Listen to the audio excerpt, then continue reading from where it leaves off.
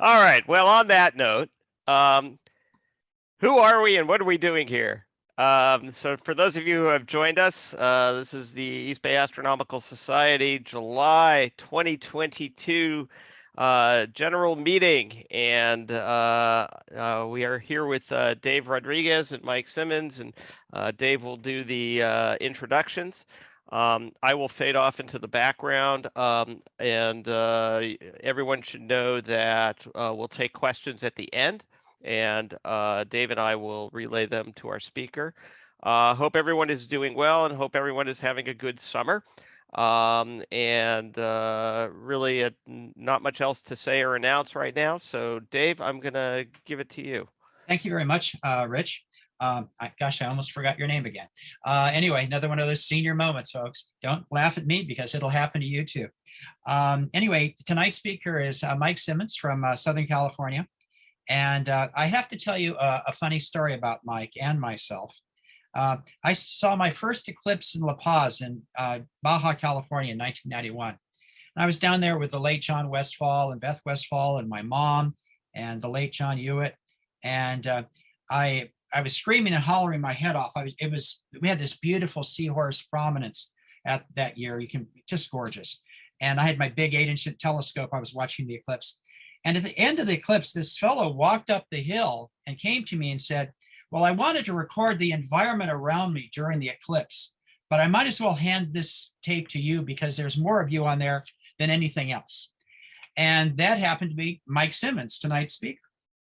So in 2007, the year that I won the Astronomy for America Award down at RTMC, and Carter Roberts won the G. Bruce Blair Medal.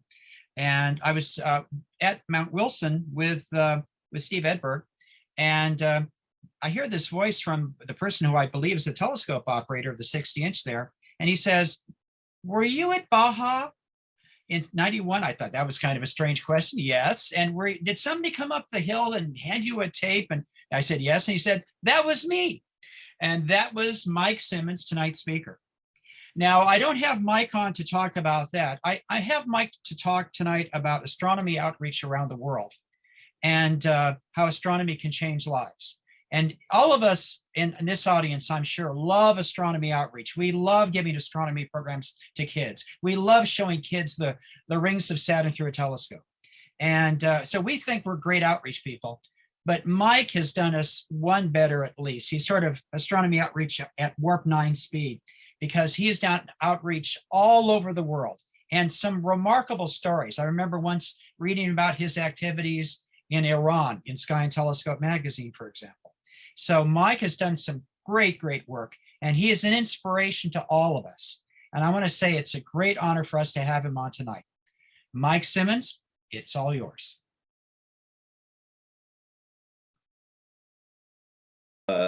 There.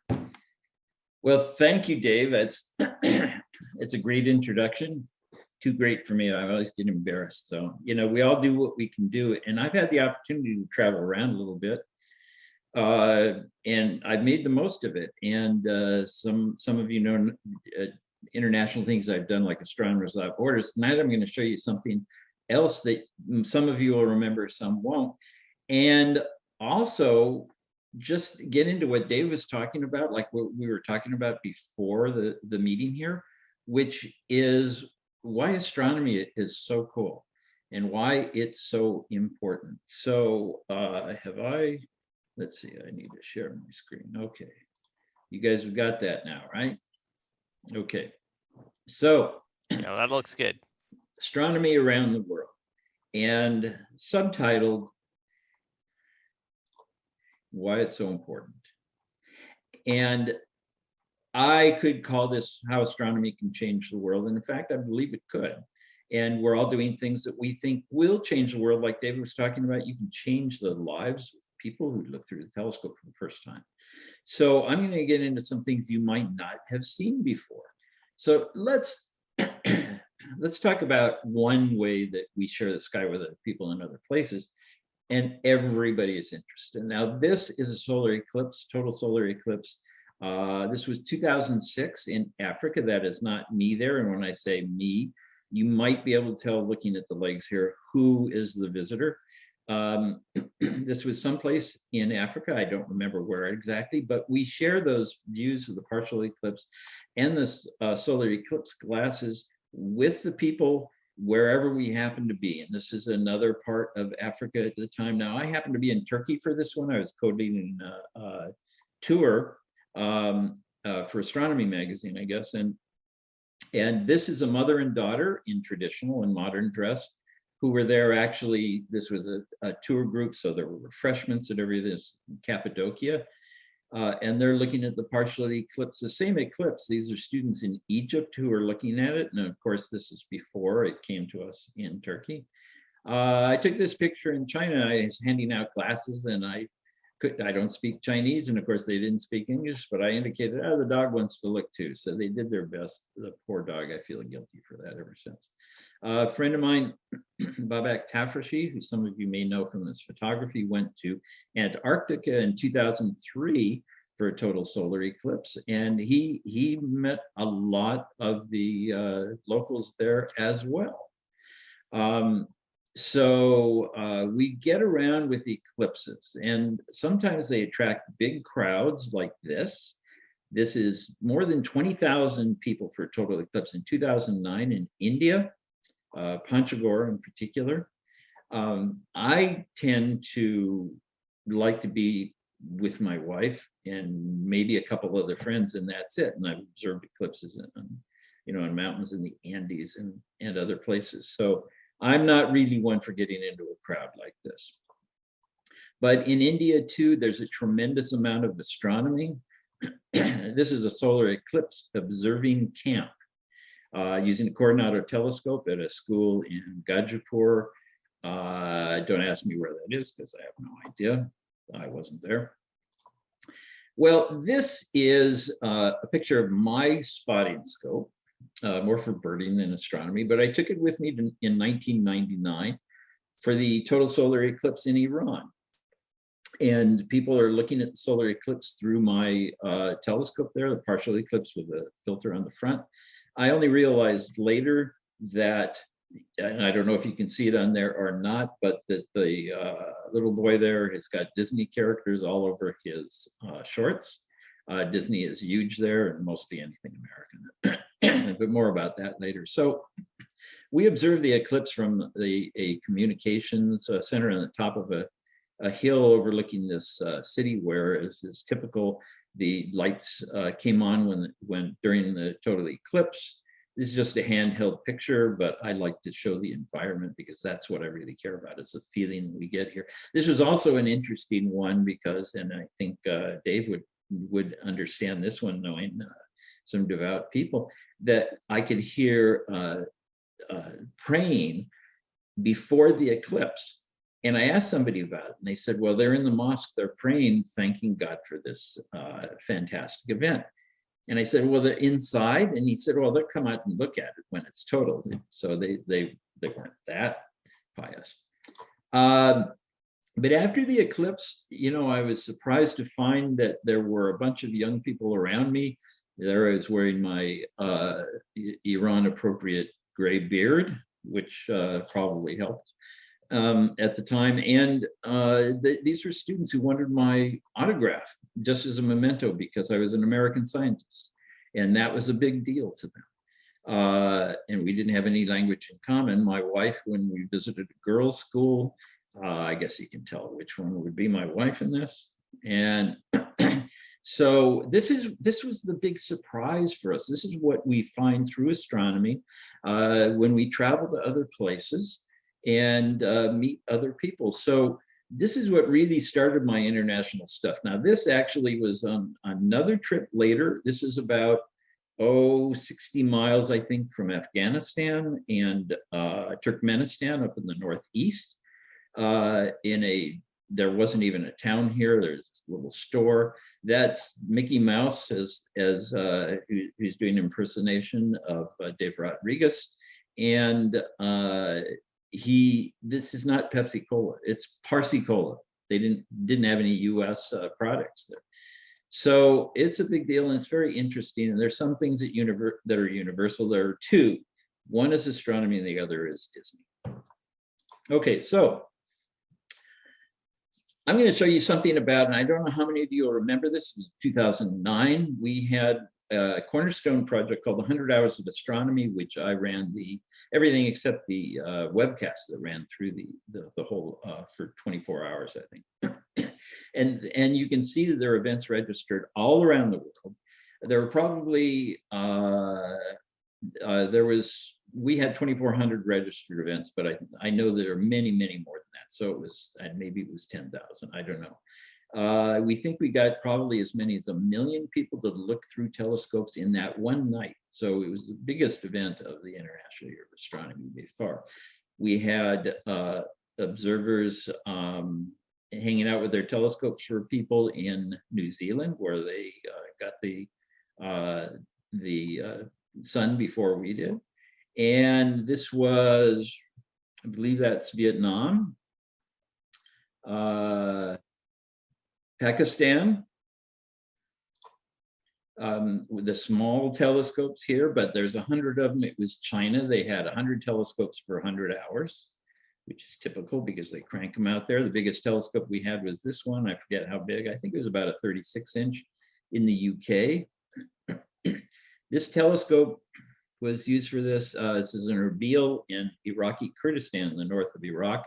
I actually took that telescope there myself when I visited, did an article for Scientific American on an observatory there that was a victim of some wars.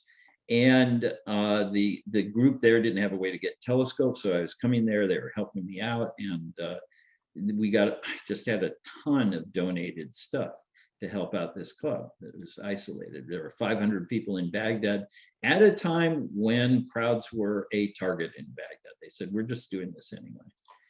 Bangladesh. Now these are all from one event. This one, I can't remember. I always forget which country this looks like. Asia, Muslim country, which really the largest Muslim country is Indonesia. But I like the teacher's coat there with the stars on it. This is Nepal, India, Iran. I forget if it's Bolivia or Peru up in the Altiplano. Same telescope as in Kurdistan. We've got a lone sidewalk astronomer doing solar in Long Beach, California. And a huge crowd in Argentina. For the solar observing day, we had people in Oman.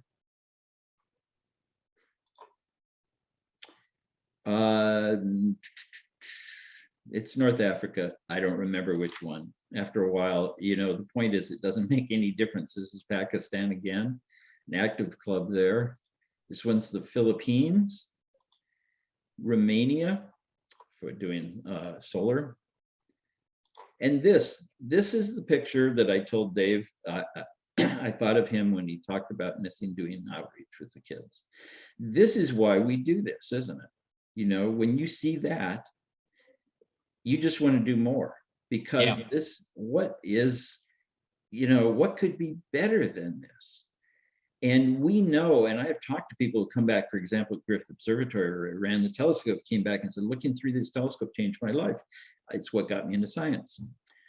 Not necessarily astronomy, but it opens people's eyes. Now, this happens to be Romania as well, but it doesn't make any difference. And what we're doing here, I liken the first look through a telescope as being like living in your house and never going beyond your own front yard or backyard. And then one day you climb up on the roof and you look out and there is this whole huge city out there and mountains and all kinds of things happening.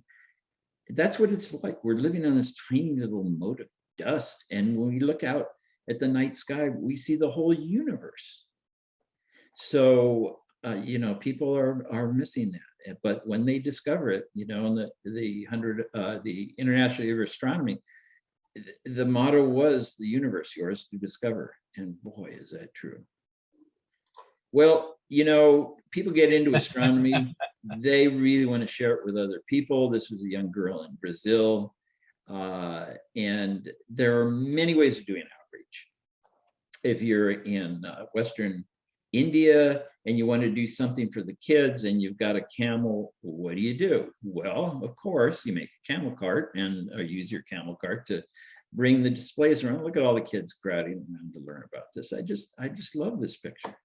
So, you know, this was one event and it was universal, but this goes on all the time. We didn't ask people to do something they'd never done before, although some did. We just said, let's everybody go out on this night and we're going to do this and we're going to do this together. And we branded this as a single event. This was truly a world global star party where everybody observed together. Didn't matter where they were. And there are other examples of that that I'll show you there too. So look, when we look up at the night sky, this could be anywhere. This is not too different from my latitude in Southern California. It happens to be in a desert in Iran. But you look at the stars and you can recognize some things here over Yosemite, of course. You guys are closer to that than I am. This is Wally Paholka. Many of you know his work. Or we can look at the Milky Way from Easter Island with the Magellanic Clouds. Or over on the other side of South America, over Iguazu Falls on the border between Argentina, Brazil, and Paraguay. And you know, we all share the same sky. We can all see at least some of what's in that picture from anywhere on Earth, although we don't see the Magellanic Clouds from up here in California. The moon, we are, in fact, when I was in Iraq, that second time in Erbil, I met with one of the ministers of Kurdistan, and he said that he was in Southern California once, and he was talking to people back home on the phone, and he was seeing the moon rising, and they were looking at it as it was close to setting. So it's the same thing, and it shows us that we're on one planet. Now, this, of course, is over the Taj Mahal.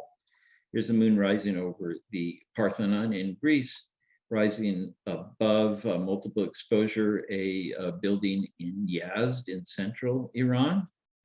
I have a lot of Iranian photographer friends. So this was Dennis DeChico took this of the moon rising over the Boston skyline. This, of course, is French. This is a friend of mine. If you like stuff like this, Moon Games by Laurent Laveder, Laveder. He does the best stuff with the moon. So it's a lot of fun. So that's something about astronomy and what we do and how universal it is. But what can we do with it? Why is it so important to us and to humanity? Well, this is something I want to explain here. So people talk about equality, and then you hear the word equity. Not everybody knows the difference. And I think this explains it pretty well.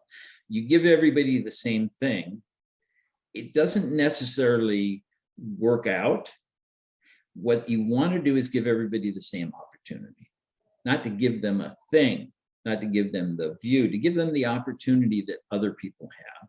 And there are many people who don't have the same opportunities as we do. And I'm going to show you a lot of them and how astronomy is being used to help them as well. And I'm actually starting some projects, I hope very soon, as a part of what's called Astronomy for Equity.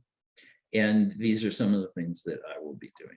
And we need to recognize, you know, Sagan said, like it or not, for the moment, the Earth is where we make our stand. So we need to recognize the planetary nature of our existence, and we're going to survive as a species. So this is why these things are important. Now, this is at one point in Astronomers Without Borders after, well, we did some crowdfunding for solar eclipse glasses because there was an eclipse coming up in Africa, and I wanted to get some over to the people there. These are students in Tanzania, just looking at the sun. This is not during the eclipse. You know, I'm sorry, I don't have a note on where this was. So many countries, so many people, but this is Central Africa someplace. I think this is Rwanda. Notice the Teletubbies in the background. Okay, so there's some things you just can't get away from. This, I believe, is the same country. I love the boy at the bottom there. He's got his glasses on upside down. It doesn't matter. He's seeing the sun. And why is this such a big deal? Well, you know, you've all looked at the sun. But if you don't have a filter of some sort, you've never looked at the sun. I mean, think about that. most people have never seen the sun, you know, unless it's something bright that gets in their eyes. These students, they came to the place in Tanzania where somebody had these at a school where he was doing some work.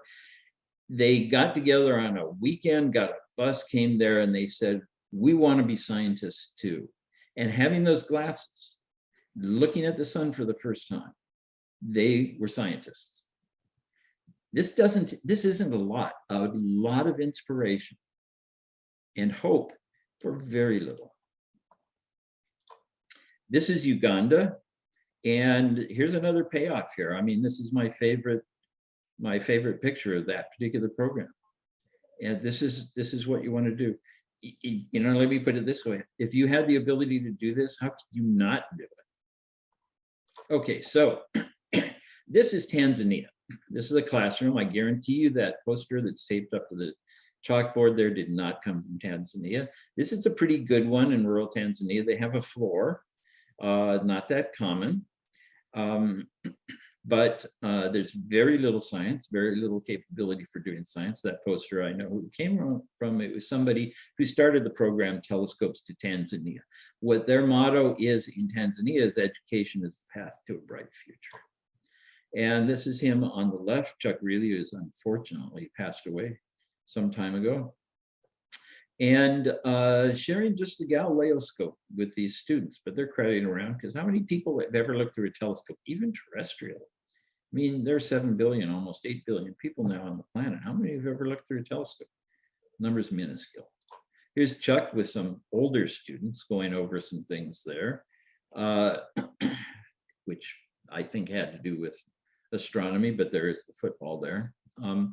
So that is a program, actually, it's ongoing. They built an observatory. I'm going to continue to help them as they develop the ability to use it, because teachers don't have science training, and there have been some training classes there. This one is in Nigeria.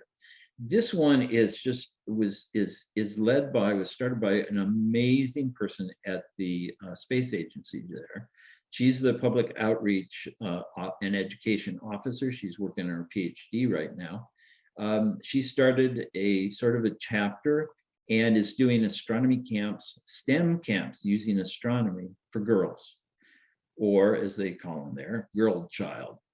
And the reason this is important, it's not that they can't do science or that they're not exposed to it. They don't realize it's something for them. It's a very paternalistic society. So it just doesn't occur to them. Now we have these role models of this one woman and some others, along with some men, who do these STEM camps for the girls and show them, yeah, of course you can do science. This is equity. Give them the opportunity. In this case, the opportunity is just telling them, yeah, go if you want to, go ahead. Another picture of that. Galileo scopes they're putting together. They make like a little optical bench too. But something that's even more amazing to me, this is a shipping container, and this container is now located in northern Nigeria in a refugee camp where families have fled from Boko Haram. And you might have heard of all the things that are happening with this crazy cult that kidnaps the girls and things like that.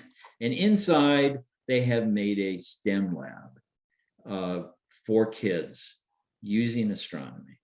And there are many other pictures here that are just absolutely wonderful. But look, these are the faces of children living in a refugee camp that had to leave their home because of this homicidal cult. And look at the smiles. It just, you know, when you think about it, if you're there, when you visit a place like this and you see this, it's just, you could die. It's so amazing. And this is equity. They should have a chance to smile and enjoy themselves, just like my kids and grandkids and great-grandkids, whatever. Well, here's another thing. This is public outreach. This is regular old outreach, right? Get the binoculars out and see who can look up through them without breaking their necks. I don't know why they're doing it this way, but normal situation, right? Well, there's the observer, and she's carrying a cane, and she is blind. She is legally blind. This group in Pomona, California, down here in Southern California, is doing astronomy for the blind for people who essentially cannot see or make out anything. But if you point a telescope at the terminator of the moon, very high contrast, they can see that. They can make that out. So there are a lot of things that are possible. People don't need to be excluded from everything just because of the limits that they have. And you know what? Blind people are just as interested in what's out there as anybody else is. This is from 100 Hours of Astronomy. This is where I first heard about astronomy for the blind. This is in Puerto Rico. And some of you may know about Wanda Diaz Merced from Puerto Rico, a blind astrophysicist. And so she's undoubtedly responsible for this having started. These are tactile things, so they are able to feel what's going on there. Also, for the International Year of Astronomy, this was created. This is a planetarium program. So if you go into the dome, you can hear what they're saying, but you can't see it. Here you can feel it. And the narration leads them from one thing to another on this. And it's just like what we have. And I actually, because this was done in Spanish, because it was done at the University of Valencia, and I have some contacts here, voiceover people and stuff, so I got the English version of it produced. Well, what else can you do? If you're totally blind, you can't look through the telescope. Well, here's the thing where you take a picture, process it in the computer, run it through this printer, and what you get, and this is a very poor example because it's so small, but it produces a tactile image so that you can feel what it looks like. And this is an example of one that could be done that way. So they can feel this. Your tactile books put out by Chandra, X-ray Observatory. And the thing that's interesting about this is that they can feel what these X-ray objects look like because they can't see them. Well, you know what? I can't see them either. Superman may have X-ray eyes, but I don't. And so we color them. You know, we do something to make it so that we can use the sense that we have. How's that any different than doing it tactily? So this is the invisible universe that's invisible to all of us. I should have had in here too some examples of 3D models that are also put up by Chandra. Space Telescope Science Institute that runs Hubble, that nobody cares about anymore because they also run James Webb. They do a tremendous amount of outreach for blind people. Well, here's a school in Puerto Rico after the hurricanes came through. This is not the building itself. This is the area around it. The building in this case survived. It was kind of messed up. And this was an interesting thing. So I was contacted by a mother just before Christmas. This was almost a year later, I think, after the hurricanes. We had a little telescope that was sold and fairly inexpensive. And she said, I want to get and it's free shipping. This was sponsored by Celestron to help out with it quite a bit. Can you send it to Puerto Rico? I said, well, Puerto Rico is part of the US. And she said, yeah, sometimes companies don't see it that way. Same thing with Hawaii and Alaska sometimes. So I found out Celestron says, yeah, okay, well, we can do that. So she got the telescope and I said, well, why should her son be the only one? So I ran a crowdfunding campaign, raised money for 20 telescopes. And this was organized with Wanda, with expatriate, well, not really expatriate, American, Puerto Ricans who were scientists working in the US and all around the world. They have an organization, a great astronomical society in Puerto Rico as well, and a school system that actually used the Montessori system, not part of Montessori itself. And they do these things, unlike the Montessori schools here that are private and very expensive. They build these schools and do them in the poorest areas in Puerto Rico. And I can tell you, after seeing Puerto Rico, especially after the hurricanes, it was, I mean, I was there a year after the hurricanes, and it was devastating. It was amazing. It's not a rich area anyway. So I went to Puerto Rico with these 20 telescopes because it was really a good way to inspire them. And you know, and it was a lot of fun for me, of course. This is one of the telescopes, the picture we got later on, where they're doing astronomy in the classroom with the little scope. This was the AWB-1 Sky. It's the same as the Skywatcher Heritage 130P. They now have a 150P, 6-inch telescope, collapsible, tabletop. You have to have something to put it in, but it's super portable and easy to use. Perfect for education. So these were good schools where the teachers get good training and everything. So they're going to make the best use out of this. So here's something that I found that this guy Socrates said 2,000 years ago. Humanity must rise above the earth to the top of the atmosphere and beyond, for only then will we understand the world in which we live. When I saw this quote not very long ago, I was stunned that anybody would think of that. And this is where we are now. So this is the cupola of the International Space Station, and the astronauts spend a lot of time earth gazing there. Just like you might go out to a dark place and lie in a cot and just lie back and look at the rest of the universe. The way they talk about this is sort of like a total eclipse. You can't really explain it. I know they're telling me about an experience that I cannot imagine, and none of them are prepared for it, looking back at the earth. So the view's constantly changing, and you know, I think of this as like when I used to do some mountaineering, and when you're on the top of the biggest mountain in the range, you're looking down at everything. The best piece of scenery is underneath. You can't see it, and that's sort of the way it is with the earth. I think you know, the best place to be for looking at solar system objects would be Mars, because then you can watch Earth changing all the time. So, you know, our Buckminster Fuller wrote, "We are all astronauts on a little spaceship called Earth." And he published an operating manual for Spaceship Earth. The idea that we are all together on this. Well, Marshall McLuhan later added, "There are no passengers on Spaceship Earth. We are all crew." And that's becoming more and more obvious every day as people realize what is happening. I've seen the effects of climate change much longer than most Americans, because, you know, I've seen glaciers receding in the Andes and other things like this that we just don't see that much here, and the effects on people. So this is really critically important. So, you know, everybody knows this one, Earthrise from the Moon, taken by Apollo 8 by Bill Anders, commonly recognized as the one. I guess there was some argument about it. This picture started a global movement of awareness with Earth Day. And Bill Anders said, "We came all this way to explore the moon, and the most important thing is that we discovered the Earth," just like Socrates said and predicted 2 millennia ago. The impact of this is what Frank White calls the overview effect.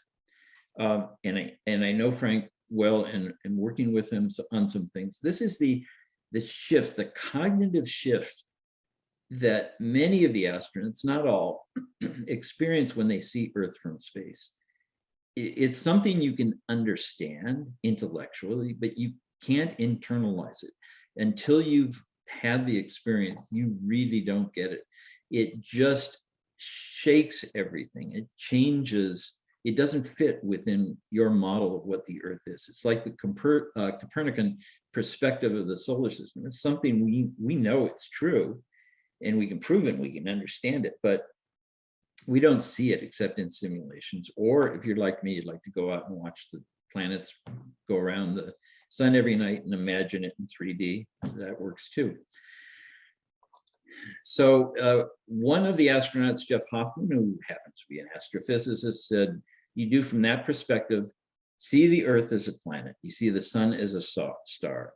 We see the sun in a blue sky, but up there you see the sun in a black sky. So yeah, you're seeing it from the cosmic perspective." More importantly, a couple of things I've learned from the astronauts is when you're in space looking at Earth, it's not down there, it's out there. It's just there. There isn't any up or down anymore. It's, you know, you could, depending on how you're oriented, it might be the Earth. left, it might be under you. One of the things that Frank told me about an astronaut on the spacewalk that I thought was amazing, and it's so simple, is that he had some time while he was waiting for something, and he was sort of looking around, and he looked down and he saw stars between his legs. And that really drove home that he's surrounded by stars. And that's how they see Earth too. They don't see Earth just as a picture. They see it with stars behind it, right next to the atmosphere. It is in space. We can't experience that from here. Beyond the overview effect, as at least is what we have experienced so far, this is Voyager 1, took a picture from 7.25 million miles away. And it was the first time that a single frame had both the Earth and the Moon in it. And then, of course, the pale blue dot taken of Earth by Voyager 1, 3.7 billion miles away. And it drives home what Sagan said: the Earth is a very small stage in a vast cosmic arena. And this is why this matters. Look at this, us versus them. And then you back off and back off farther and back off farther. And finally, you see these people standing next to each other on this little thing surrounded by the stars, the planets of the solar system, the stars of the galaxy, and the rest of the universe. And really, does this make any sense? And I think you're all familiar with Carl Sagan quote on this. I'm not going to repeat it because I can't say it like Sagan does. But he also says that it underscores our responsibility to deal more kindly with one another. So here's the thing. We've had fewer than 1,000 people go to space. And I know a lot of people are really into space stuff, and they're down there, you know, photographing and watching every SpaceX launch and everything else. And they feel that humanity is moving into space now, and we have made some strides in that regard. But you know, if it goes up to 10,000 people in space, there's still 8 billion more here. So, and fewer, very few have been to the moon. So how are we going to use this cosmic perspective? Well, the answer is simple, I think. It's astronomy. Astronomy is the overview effect for the rest of us. We have a unique perspective. It's a planetary perspective, a cosmic perspective. And we're the only ones who truly understand that we are in space, orbiting the center of the mass of our galaxy, which you can see here from the top of Mauna Kea and this panorama by Wally Pahoka. That's the bulge in the center of the galaxy. I mean, this is, if you backed out, you know, another few tens of thousands of miles, this is what it would look like edge on looking from outside. So, you know, I believe we have a responsibility, like Sagan says, we have a responsibility to deal more kindly with each other. I think we have a responsibility to share that perspective with others for the sake of humanity. We get it. And when we are sharing the universe with others, it is not our view. We're using our telescope to let them see where they live, who they are. Like Sagan said, we're all star stuff. We're made out of the detritus. It's blown off a supernova billions of years ago.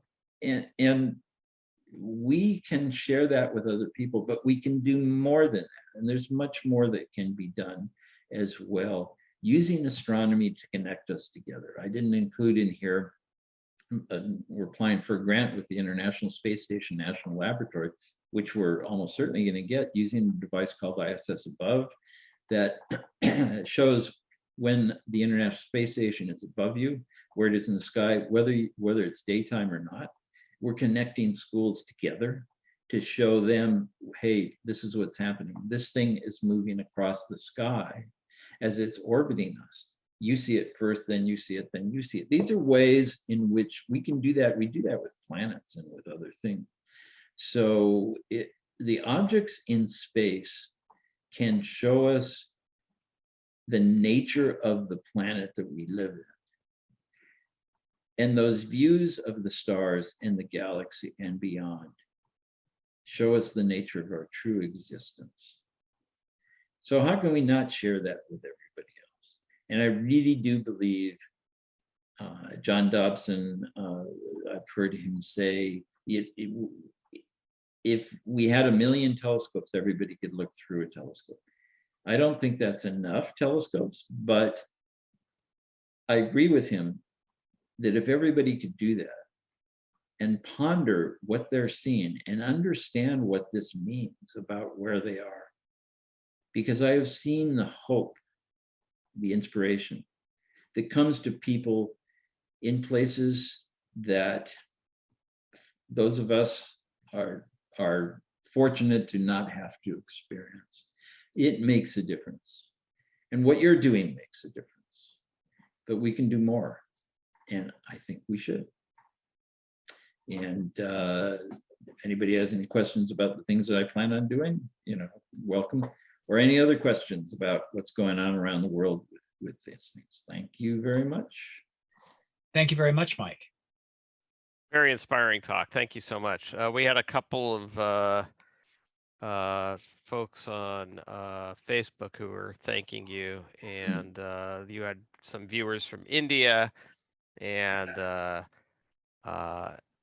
also somebody who mentioned that she thought it was a super wonderful presentation, very inspiring, and thanks you for that. Wonderful. Well, that's what we're all here for, right? Yep. I mean, we do the same thing for other people.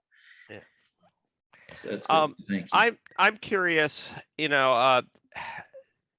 you've had a long history of getting people together to travel and participate in these types of events. How have you dealt?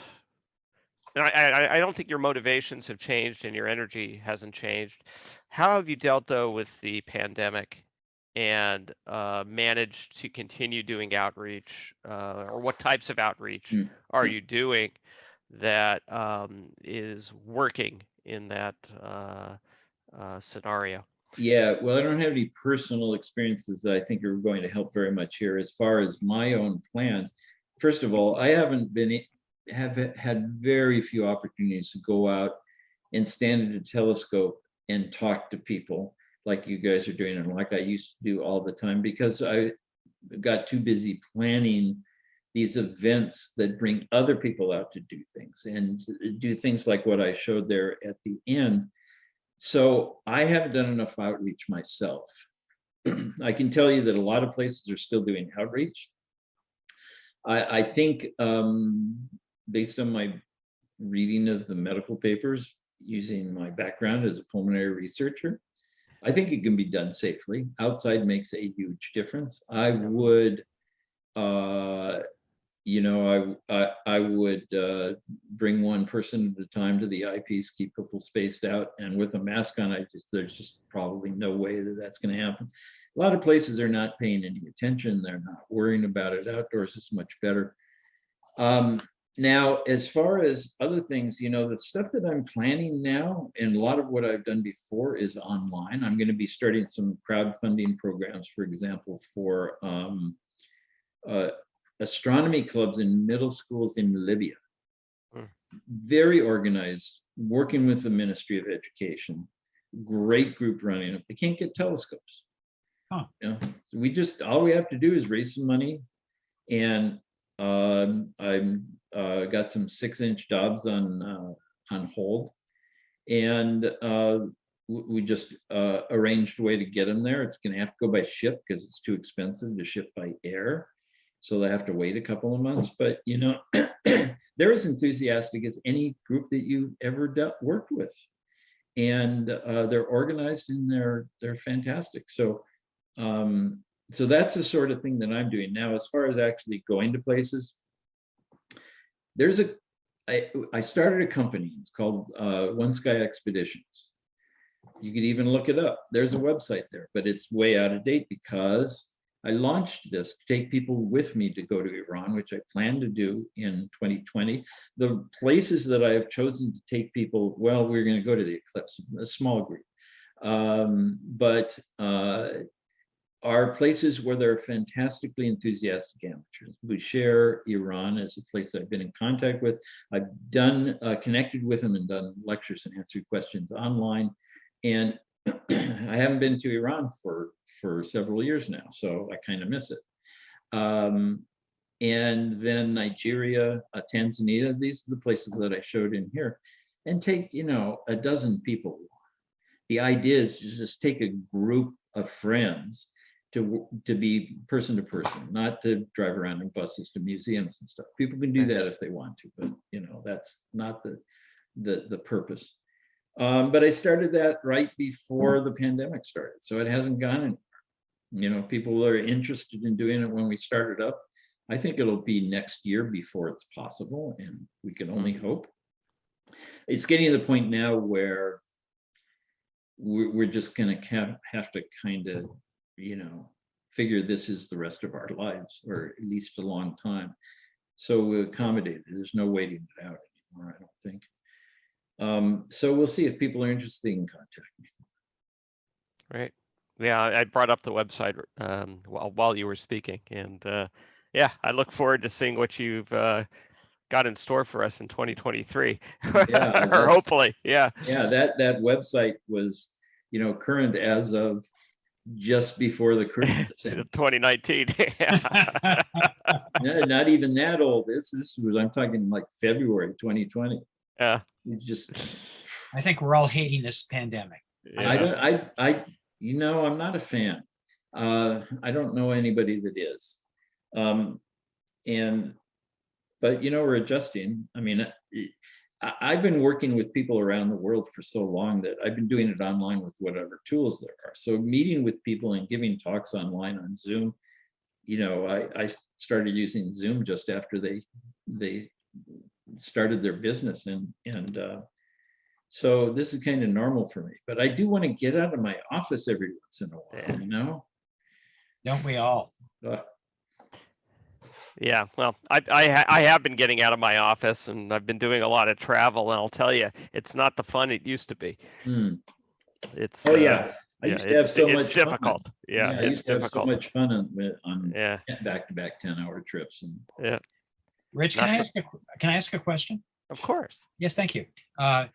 Forgive me, Mike. The reason they made me program director is they realized that I asked more than 50% of all the questions. So it was poetic justice. You're qualified. Yeah. Be careful what you ask for. You might get it. Yeah. I wanted to ask you about your formation of Blue Marble, and can you explain what your goals are? By the way, how many businesses have you founded? Well, I've founded 2 for-profits.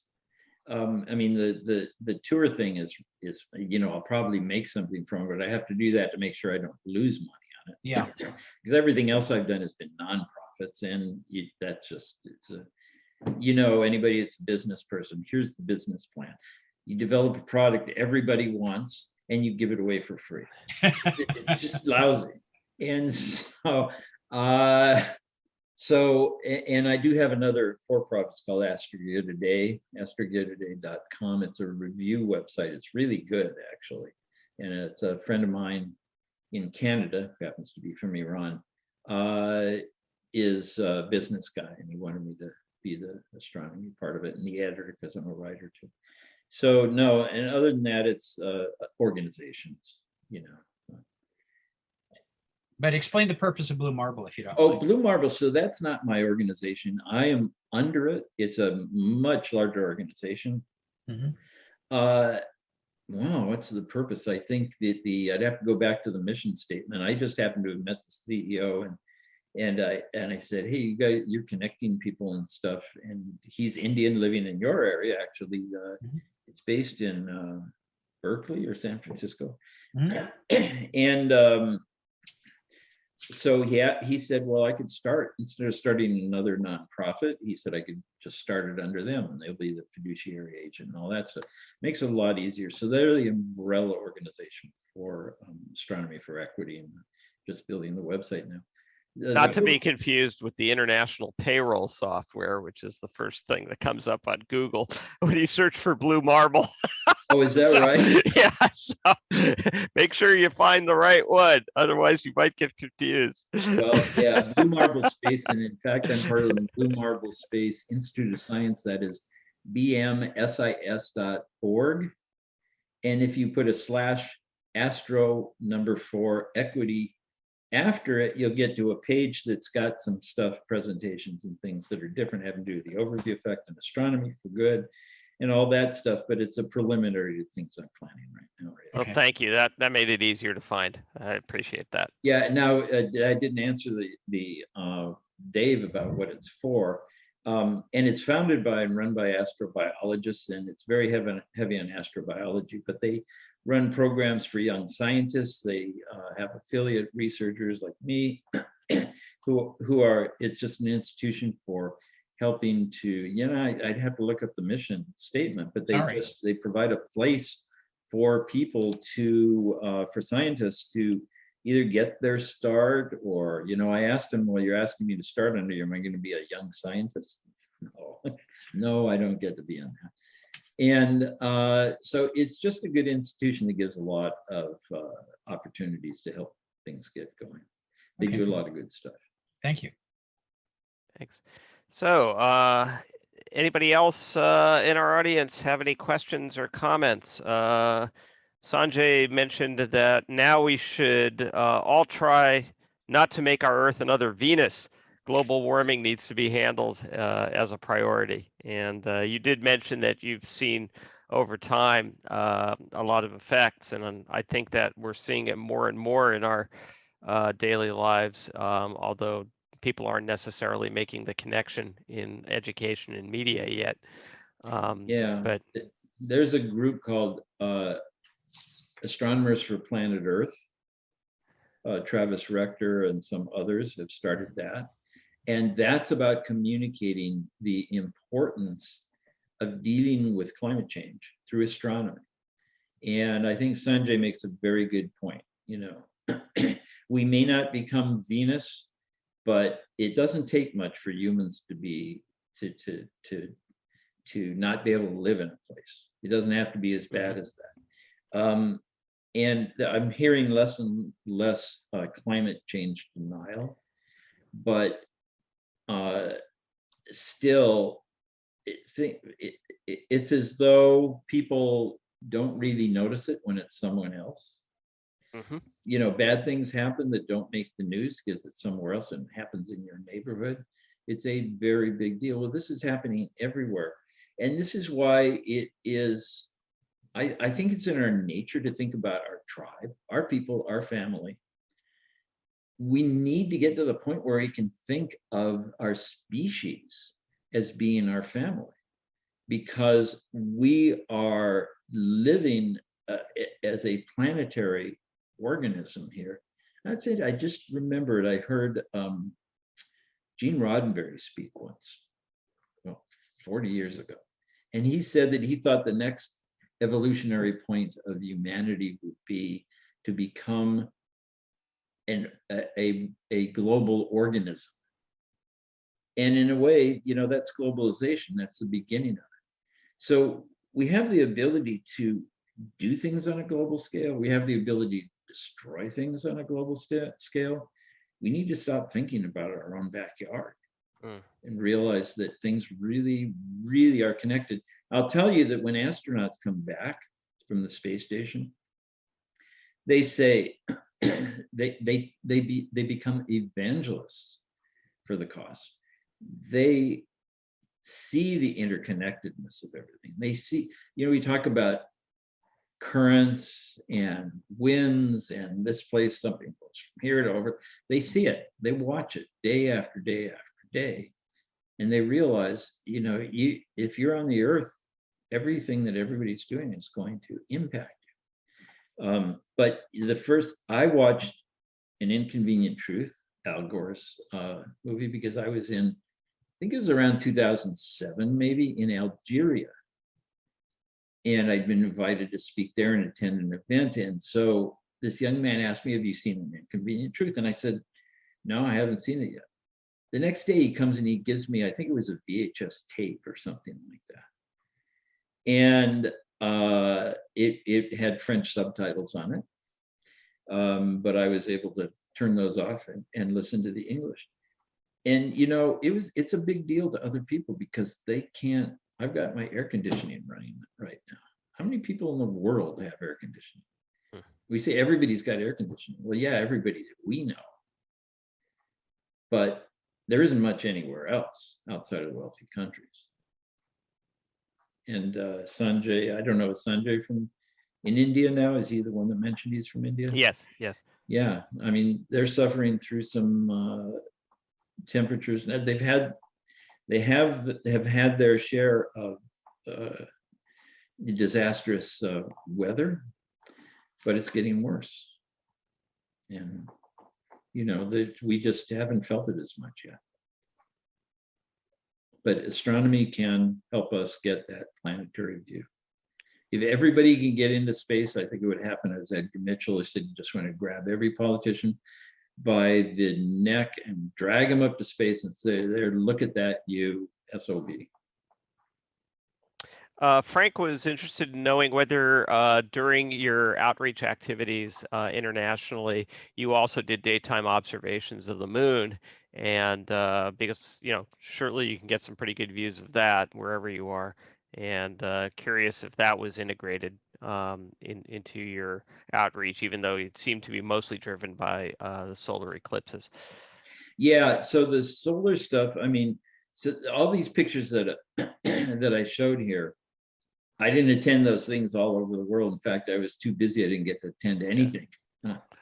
I mean, there was a star partying going on all around the world, and I was in an airplane flying back from the opening event at the Franklin Institute in Philadelphia, looking down at the city lights saying, there are people looking up at the sky right now, and I'm headed home. So the next day I did for what we had called Sunday, I went up to Griffith Observatory and got to hang out with some people doing solar stuff. But most of the things I do, yeah, it's really just arranging things for other people lately.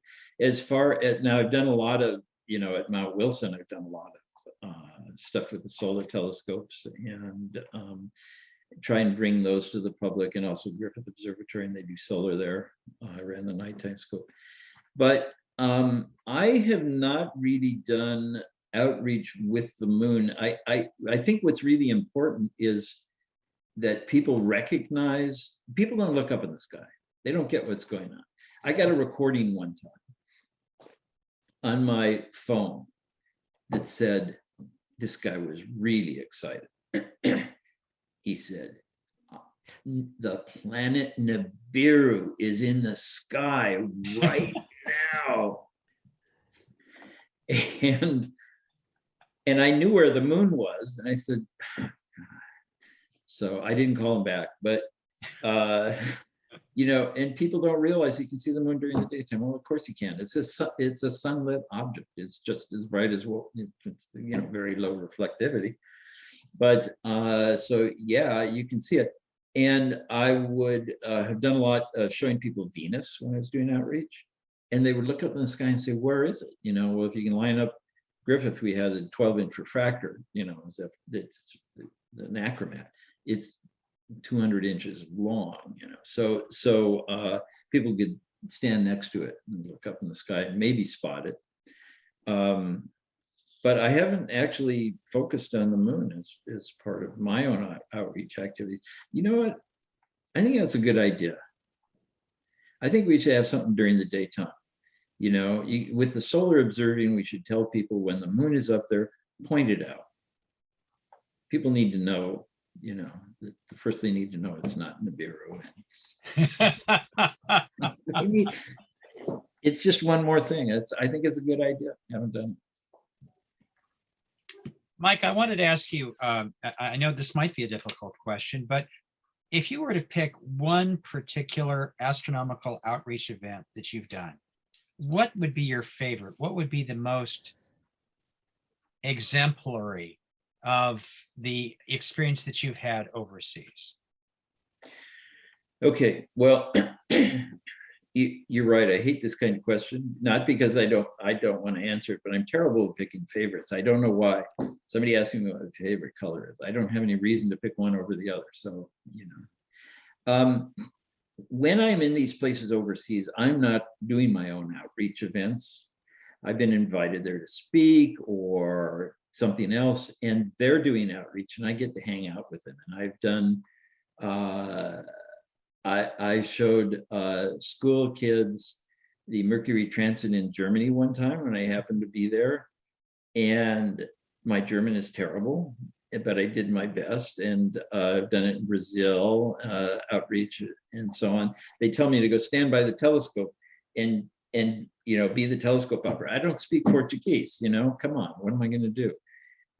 And so these are not my events. And the pictures you've seen here they might be places that I've been, but I wasn't part of those events. My part is really, over the years I did a lot. And what was the favorite? I don't know if I have a favorite event, which I was, gosh, it's been a while.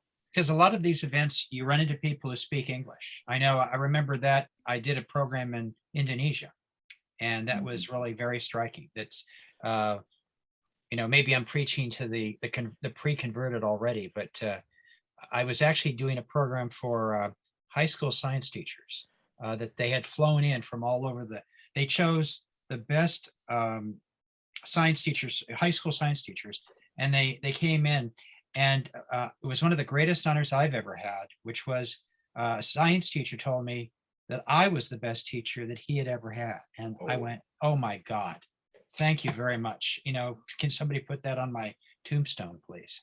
So I've had moments like that. And I'm thinking that, despite the language, that you've had similar experiences. Yeah. And well, here's the thing. If they're choosing people to send to a thing that you're doing, they're going to choose English speakers because they're not sending somebody. I don't know how much English there is in Indonesia. The people that I know in Indonesia speak English, but there's no reason for me to try talking to other people. But, in Malaysia, I know people in Malaysia, and I've met them at conferences and stuff like that. English is the universal language. The French are still trying to get over the fact that it is that lingua franca is English. And I've even had, supporters of people who were participating who lived in other countries who said, when we talked about translations, he said, forget it. He speaks German, he's in Austria. People need to learn English. Just don't, that's it.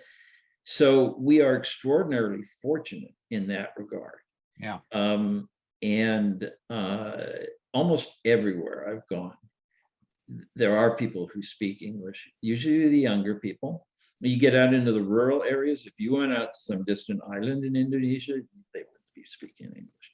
There are places, for example, in India, where I've gone, everybody I dealt with spoke English, and at least one more regional language, because they have, I think, 16, Sanjay will tell me if I'm wrong, 16 official languages from the different regions.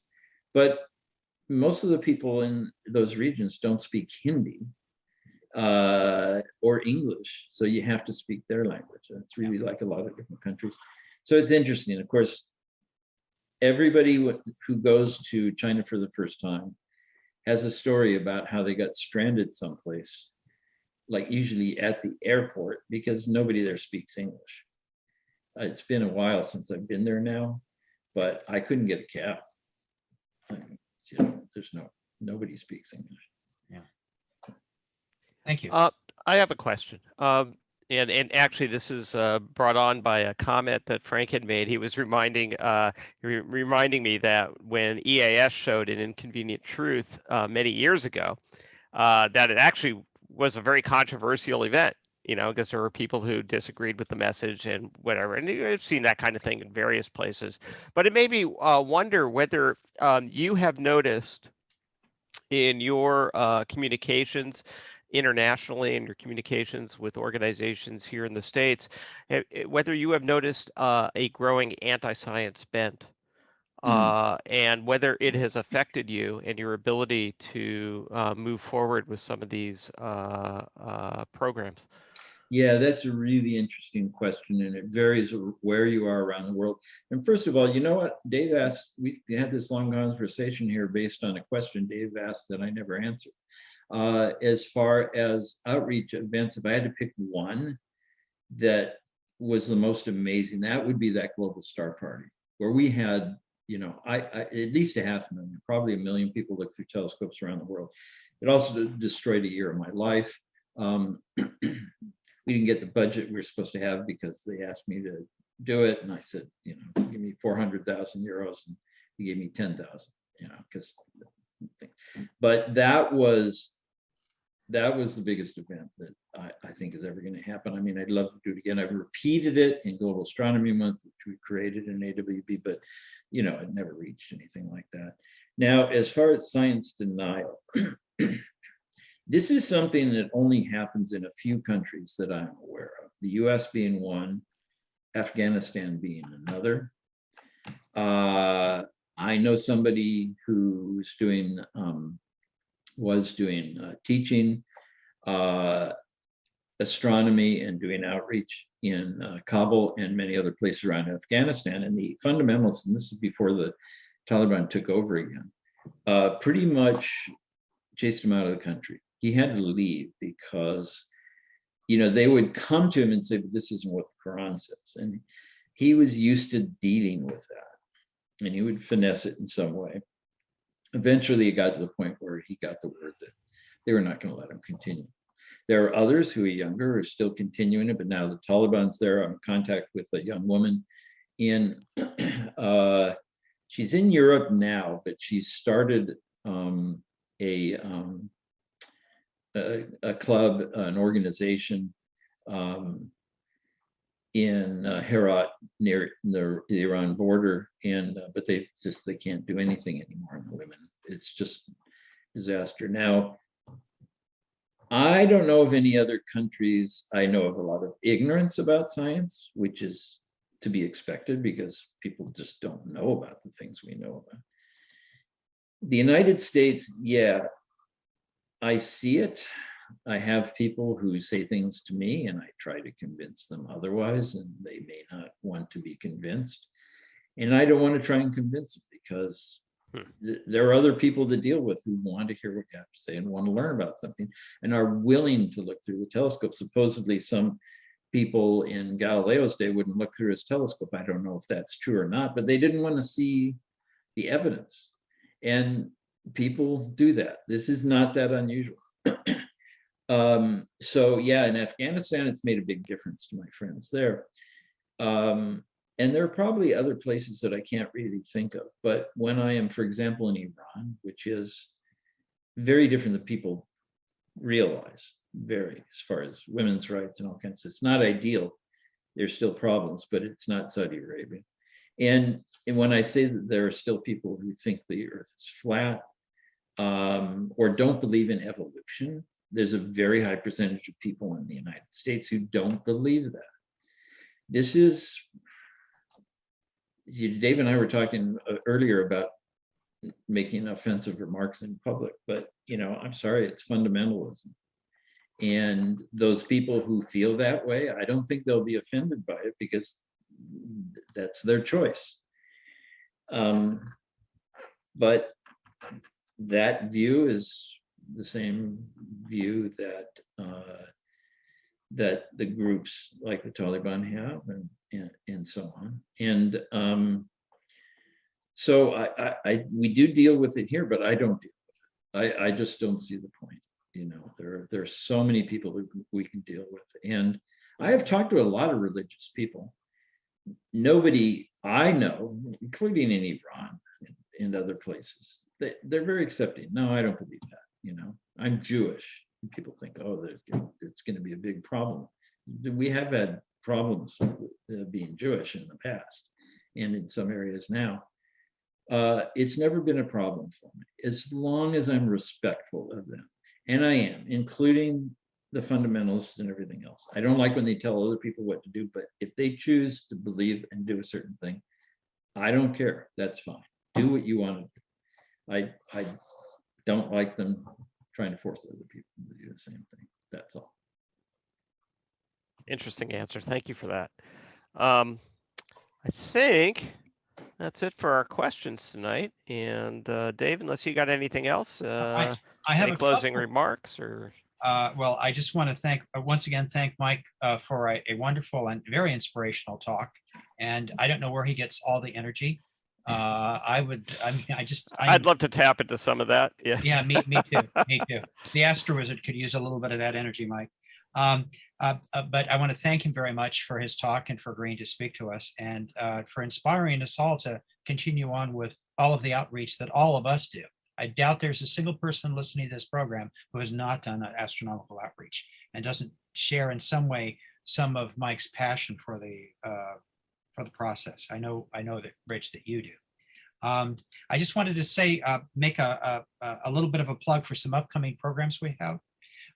Forgive me, I still don't have a speaker for August, but for September, I want everybody to circle Saturday, September 10th on their calendar, because we will have the leader of the Ingenuity program on Mars, the drone on Mars, Teddy Tsanatos, who was arranged for us by Mark Raymond, our friend down at JPL.